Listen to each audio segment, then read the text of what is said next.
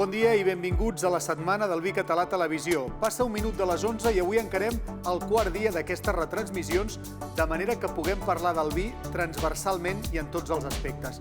Avui dijous és el dia que volem dedicar a la restauració. Entre un 40 i un 60% com a mínim de vi s'acaba venent a les cartes dels restaurants. A Catalunya en tenim un gran exemple i som pioners a fer una cuina esplèndida i que mira molta gent del món. També volem saber de quina manera es presenta aquest vi a les cartes, que són un aparador de cellers, de marques i de denominacions d'origen. Com es veu aquest vi? De quina manera es transmet el vi català? Com es fa? A quins preus? Seria un debat normal i corrent si no fos perquè des del 16 d'octubre el món de la restauració viu amb el cor a la mà. Hi ha hagut mesures sanitàries que han obligat els restaurants a tancar per segona vegada, de manera que aquesta conversa, que en circumstàncies normals seria d'una altra manera, també haurà de tenir una mirada de solidaritat cap a aquests restaurants, cap a aquestes persones que han hagut de tancar i que encara no saben, a dia d'avui, quan podran tornar a obrir perquè les mesures es puguin flexibilitzar. En aquest moment del matí és un plaer per nosaltres saludar en Josep Roca. Hola, senyor Roca, bon dia. Hola, molt bon dia. Encantat d'estar amb vosaltres. I moltes gràcies per atendre'ns. Bé, gairebé tots coneixeu en Josep Roca, a més de ser el sommelier del restaurant del celler de Can Roca, 3 estrelles Michelin, un dels millors restaurants del món, també és una persona gran divulgadora del món del vi, que ens ajuda moltes vegades, a través dels seus llibres i a través de les seves ponències, a comunicar millor aquest món del vi. Per això per nosaltres avui és un moment important el de poder compartir una estona amb ell. En primer lloc, Josep, com esteu? Bé, estem bé, a casa estan bé, els pares bé, les famílies de l'equip bé, i aquesta és una prioritat. El nostre entorn està bé i, en tot cas, il·lusionats per poder tornar a obrir les portes de bat a bat, per rebre tanta gent que també té ganes de venir, perquè en aquesta crisi sanitària també s'està creant una crisi d'una certa angoixa, en la que d'alguna manera la gastronomia restaura, també pot arribar a curar i, en tot cas, amb una certa simbiosi de consciència, disciplina individual, de responsabilitat del col·lectiu i també fent aquesta crida al Procicat de que siguin també oberts a escoltar en un gremi que necessita estar amb una mínima activitat, que siguin també sensibles a aquesta realitat, que la pandèmia és de salut, que hi ha una gran crisi social, però també hi ha una gran crisi econòmica i en aquesta els bars i restaurants i nosaltres com a representants ens sentim amb la necessitat de fer aquest altaveu i de dir escolteu-nos, estimeu-nos, valoreu també el que fem, sigueu comprensius que també ho podem fer i ho podem fer bé d'obrir. És un moment molt complicat per les famílies dels restauradors, pels restauradors, també pels clients. Abans en Josep Roca deia nosaltres també servim somriures i felicitat a les taules, però què us passa a vosaltres quan no podeu fer això? Qui serveix als servidors? Bé, evidentment hi ha una part de xarxa de transformació, de canvi, d'adaptació darwiniana, d'una nova realitat en la que també el primer sector té coses a dir, de que la digitalització ha vingut al primer sector per quedar-se, de que es conviurà amb un arrelament interessant, de que això també porta a sinergies positives d'estar més pendent del que hi ha al teu voltant, al teu costat. Crec que això, de fet, ahir ho varen mostrar des de les dades de la Generalitat, el Departament d'Agricultura, i amb aquesta part de realitat, de conèixer millor el teu entorn proper, de manera que hem de pensar en positiu, hem de buscar les parts d'activació del que ha suposat això, de buscar-hi l'enginy de supervivència, i això ha passat des dels restaurants, els bars, però sobretot també des del primer sector agroalimentari, que també s'ha activat i s'ha adaptat i ho està fent amb molt de sentit, amb molt de criteri, i també des de la necessitat de mostrar-se. Vaig veure que havíeu fet un documental, Sin Reserves, durant la primera aturada de la pandèmia, on els 3 germans expliqueu en primera persona com us havíeu sentit. Hi ha un moment en què tu expresses la preocupació pels pares, ara m'has dit que estàveu bé. Hi ha un moment que el teu germà Joan diu: em pregunto de què serveix haver aconseguit ser el millor restaurant del món si no podem obrir les portes per acollir a la gent. us heu tornat a sentir una miqueta igual que la primera vegada o ha sigut diferent perquè hi ho havíeu viscut un cop? Home, el primer confinament és un confinament en el que de fet, nosaltres ja volíem tancar abans que ens ho obliguessin, perquè veiem la responsabilitat i veiem la necessitat d'aturar d'alguna manera, no? I et semblava que estaves fent una cosa com mal feta, no? Quan estaves servint a la gent aquella última setmana abans del 13 de març. Sí, t'arribes a plantejar què és el teu negoci, quin és el teu ofici, si realment l'hostaleria té sentit, et fas moltes preguntes, i en aquest cas, aquest documental intentava mostrar aquesta part del dol, de la incomprensió, de la injustícia, de la ira, de l'acceptació, de l'adaptació i de la superació. I, en definitiva, aquesta part de fer reformes a la cuina i ara que la tenim més endreçada, doncs hem pogut treballar millor, hem pogut millorar les condicions de treball de l'equip, hem pogut adaptar-nos d'una manera millor a la nova realitat que ens tocarà viure en els propers mesos, si no any i mig, el que sigui. I, en tot cas, és una part d'acceptació, però també de pensar en la família, com probablement tothom, no? Hi ha una part primer d'intentar cuidar. La restauració també és cuidar. La restauració és un concepte d'una certa generositat d'esperit i en aquest sentit també enteníem que era una part important. Això d'alguna manera ja ho hem assumit, ho hem interioritzat, la realitat d'ara ens porta que hi hagi una nova situació en la que hem de prioritzar sobretot la salut, entendre-ho, però també ara, després d'aquest segon confinament, després de tots aquests dies tancats, veus que el gremi pateix, veus que des de la capital del país fins a qualsevol restaurant d'àmbit rural pateix, des del sector dels extraradis de les ciutats, dels menús econòmics de treballadors. Hi ha una nova situació, hi ha un canvi, hi haurà també unes condicions d'educació que vindran per quedar-se, del teletreball a la Carmanyola, i en tot cas també els restaurants de menús també s'hauran d'adaptar a una nova situació en la que aquest menjar per emportar ja està fent un canvi també en molts àmbits i que en tot cas tots haurem d'aprendre molt del nostre paper a l'ofici, d'una nova realitat i de fer-ho des d'una gran responsabilitat de gremi. Amb aquesta pregunta acabo l'apartat del que estàvem parlant ara de la situació actual, però jo entenc pel teu missatge que creus que els restaurants, després d'una primera onada en la qual es van prendre aquestes mesures, ja estan preparats per poder obrir amb les condicions que hagi de marcar les autoritats sanitàries, en aquest cas el Procicat, per fer-ho de manera completament segura, perquè ni els vostres treballadors ni els vostres clients puguin venir sense cap sensació de que pot haver-hi algun tipus de risc. Bé, és evident que des d'un plantejament general no sabem tot el que està passant a nivell de com s'interfereix. Evidentment sabem que hi ha partícules que ens poden arribar. En tot cas, el que nosaltres hem de fer des dels restaurants és extremar les mesures de seguretat. Ja estem preparats, sabem la responsabilitat que hi ha en cada una de les empreses, en cada una de la gestió dels equips interns, sabem que estem preparats per cuidar els clients externs i ho hem de fer-ho amb les màximes responsabilitats, amb la màxima distància, probablement enxamplant encara més les distàncies del que teníem abans des d'un punt de vista ja només d'autodisciplina del sector, sabent que fent el 50%, i si ens diuen el 30%, doncs el 30%, i el 50% de les terrasses en lloc del 100% de la totalitat de la terrassa, ho sabrem entendre, però necessitem activar-nos. Jo crec que el sector necessita moure ja i començar a entendre que aquesta part ha de començar a donar una generació d'optimisme, de credibilitat, de poder pagar algunes quotes i també que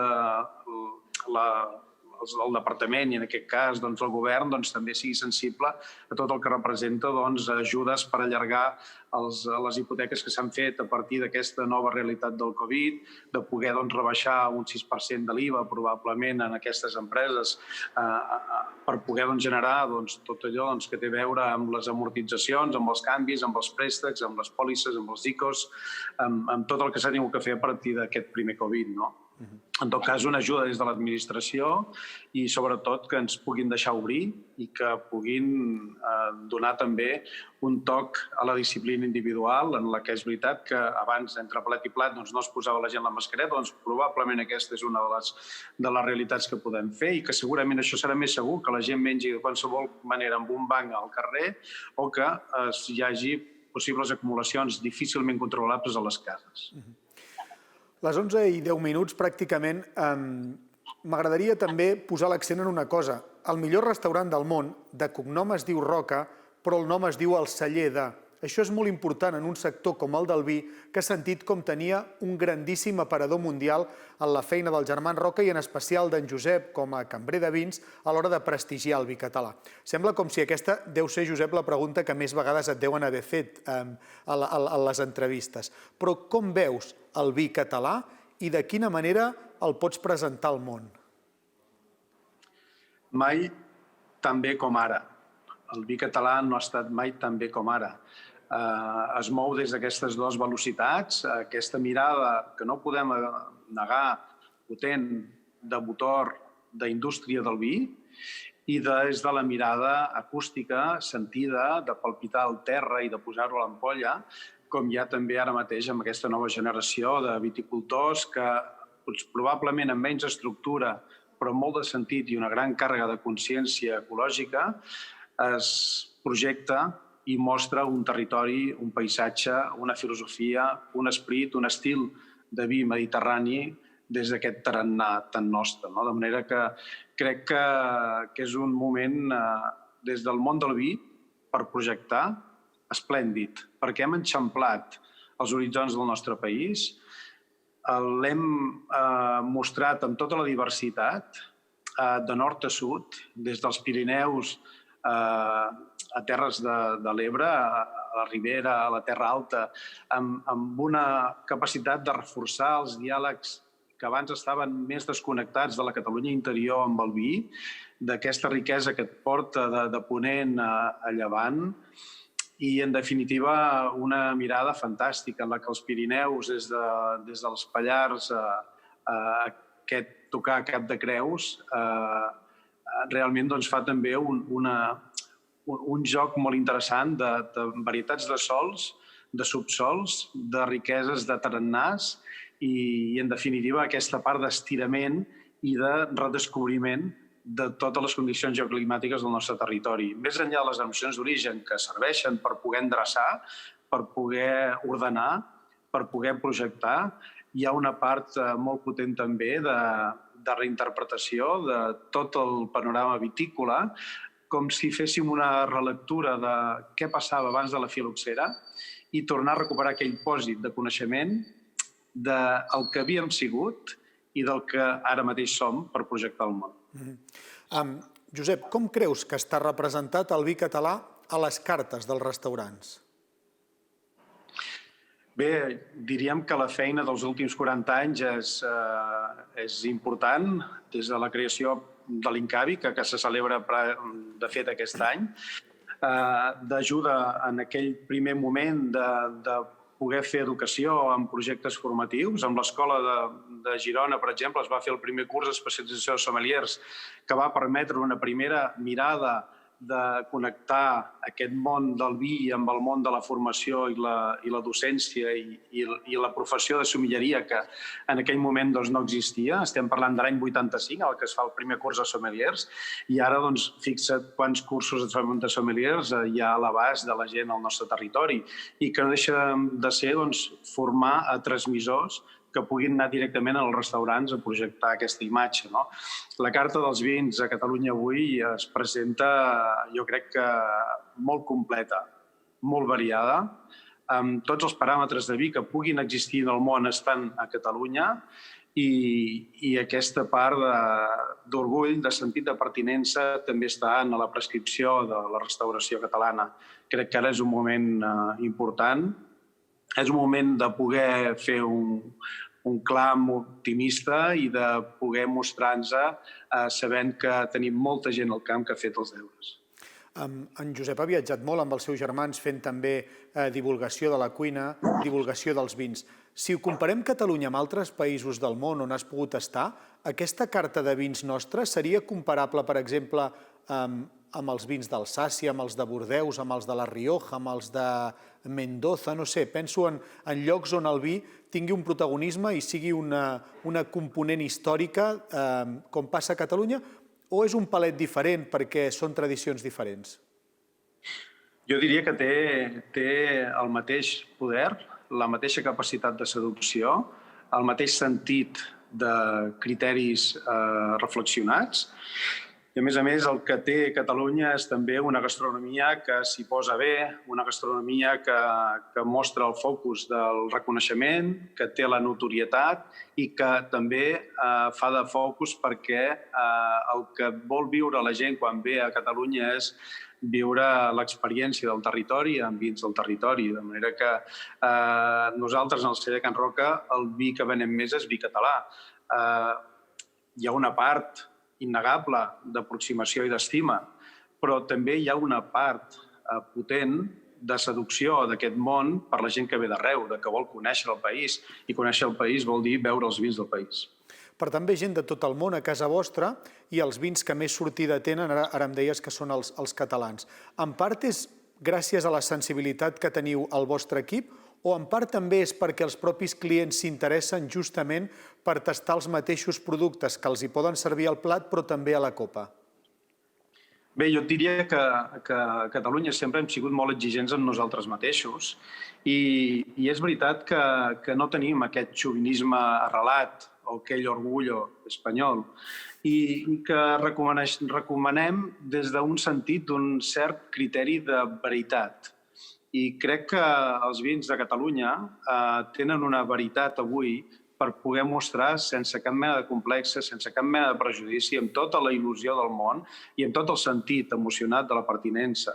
Crec que avui tenim una proposta de vins que és comparable a qualsevol lloc del món, sens dubte, qualsevol lloc del món.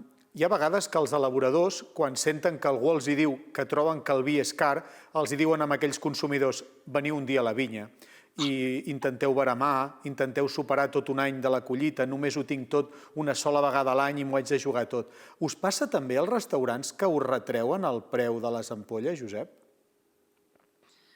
Bé, és un repte poder explicar en molt poc temps què hi ha, no? Jo sempre penso que al restaurant, per exemple, el nostre, fem pagar 300 euros de mitjana per persona i sempre pensem que val diners però que no és car. Amb els vins també és el mateix. Pot valer diners però no és car en relació al que hi ha al darrere. Nosaltres som 85 persones treballant ara mateix per 40 clients i quan condicions normals 55 clients, 60. De manera que hi ha una part que té a veure amb la situació de què hi ha de context, de relat al darrere d'un preu. A vegades es limita excessivament el concepte quantificador i s'allunya del concepte valor i valors que hi ha al darrere. De manera que crec que hi ha una part important d'entendre que al darrere d'un preu hi ha valors. Això és molt important, perquè darrere d'un gran restaurant hi ha també una feina molt important i darrere del preu, sobretot, és que es pugui entendre també el valor. Ho deia també, ara escoltant les teves paraules, Josep, perquè ara m'ha vingut al cap una cosa i em permets un parèntesi. Si vosaltres teniu pensada una estructura amb tots aquests cuiners, amb tota aquesta qualitat i amb tota aquesta manera vostra de fer, és possible continuar mantenint-ho si les taules que vosaltres podeu tenir a disposició dels clients són moltes menys per culpa de les mesures sanitàries?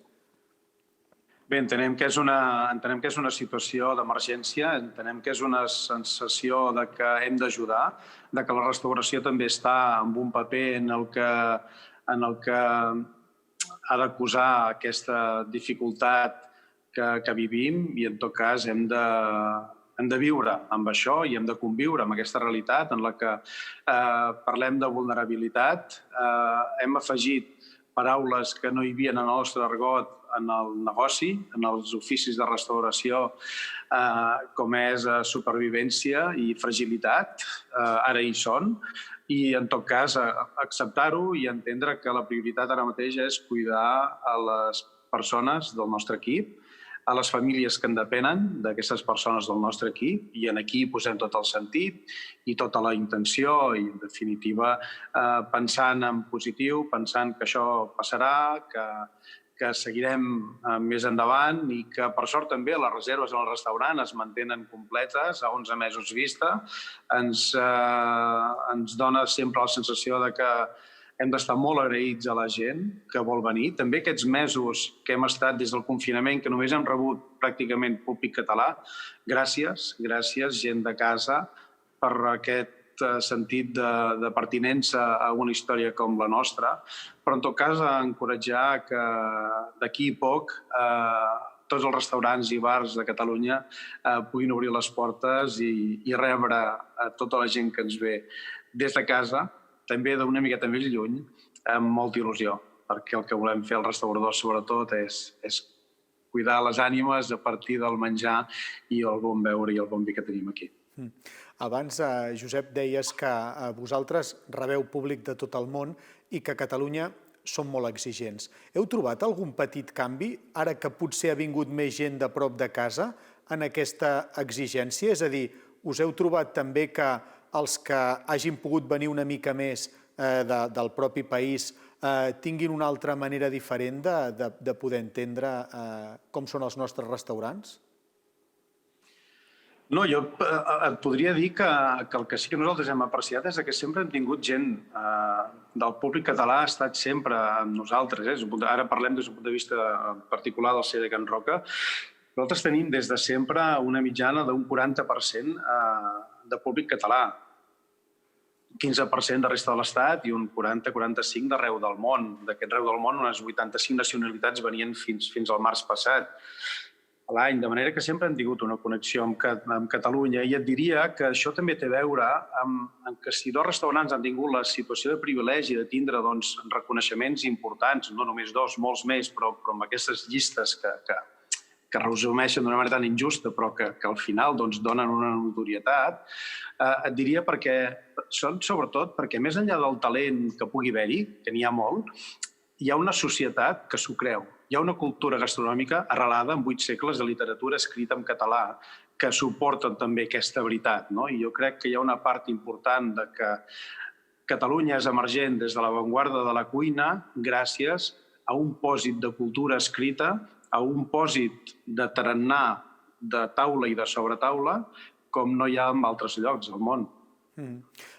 Això és molt important perquè vosaltres sempre heu fet cultura cap a dins i també una mica cap a fora, sobretot cap a fora, però també cap a dins, volia dir. I en això també el propi públic que ve de Catalunya o d'Espanya al vostre restaurant ho ha d'entendre. Què més heu pogut aprendre durant aquest confinament, durant aquest moment de pandèmia? Quines altres ensenyances pots compartir amb nosaltres del que heu viscut al restaurant? Bé, sobretot, des d'un punt de vista personal, és la reflexió sobre el teu ofici. Té sentit ser cambrer. Al començament dius no per protegir a la gent que no infecti. Després dius sí, té sentit, perquè a la pandèmia del Covid vindrà una pandèmia d'angoixa i nosaltres som regeneradors de les emocions, som venedors de felicitat, cultivem l'empatia, la bonança, la bonomia, la visió optimista de la vida, de l'art de viure, de tot allò que és anhel de felicitat i de que d'alguna manera també el client ens espera per tornar a passar pel cor records que han estat en una taula. Deia que Catalunya té una tradició de taula i de sobretaula. Els millors records de la felicitat estan vinculats a coses que has conviscut amb altra gent.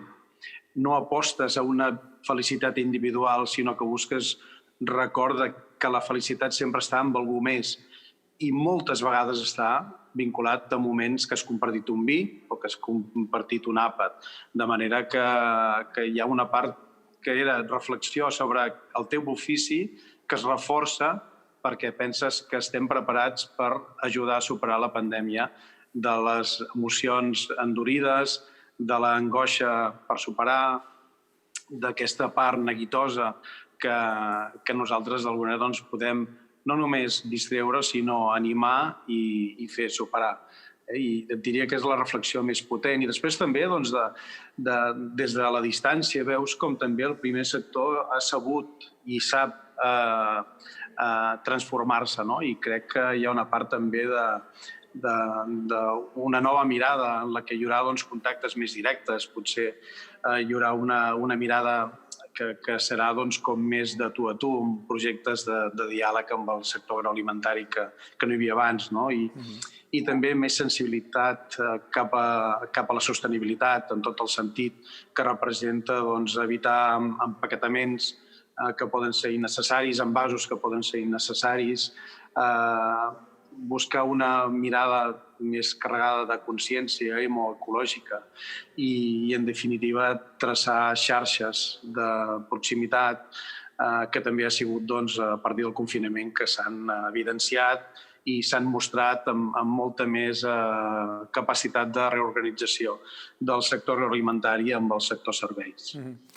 Després d'aquesta entrevista, Josep, presentarem el Manual de Restauració de Catalunya, un document que s'ha preparat amb molt bona cura i amb molt bona mà per part de l'Associació Vinícola Catalana, per part de l'INCAVI i també amb l'edició del grup SOM, que són molt bons comunicant i explicant algunes coses i amb especial sensibilitat cap a temes de Catalunya. M'avanço a la presentació per preguntar-te què et sembla, com a restaurador, un manual com aquest, una caixa d'eines que pugui estar a disposició de tots els restaurants catalans que vulguin perquè els ajudin a trobar millors maneres de poder expressar i de poder tenir el vi català a les seves cartes. Em sembla una mà estesa de col·lectius vinculats a l'empresa privada, al sentir el plantejament de la terra viva i a l'administració. I tot això des de la idea de la pedagogia, de la comunicació, tan necessària, perquè si no comuniques no existeixes. De manera que és vital, és una nova realitat, és una necessitat que crida a la porta amb una contundència en aquest món hipercomunicat, hiperaccelerat, en el que hem de saber comunicar, de manera que també fer-ho des de la part de l'experiència i el talent comunicatiu només és per felicitar-nos i pensar que serà una eina adequada i interessant per tot el sector del que represento. Josep Roca, moltes gràcies per atendre la nostra entrevista i que tingueu molt bon dia. Moltíssimes gràcies i felicitats per aquesta setmana i endavant. Moltes gràcies. D'aquí uns instants tornem a la Setmana del Vi Català a Televisió. Estem a punt per començar amb una tertúlia, com us avançàvem ara, per presentar un manual adreçat a la restauració que ens ajudi a tenir més eines per poder tenir vi català a les cartes. Serà després d'una pausa molt curta de 10 minuts per sanejar tots aquests estudis i continuar emetent de manera segura en aquesta Setmana del Vi Català. Fins ara mateix.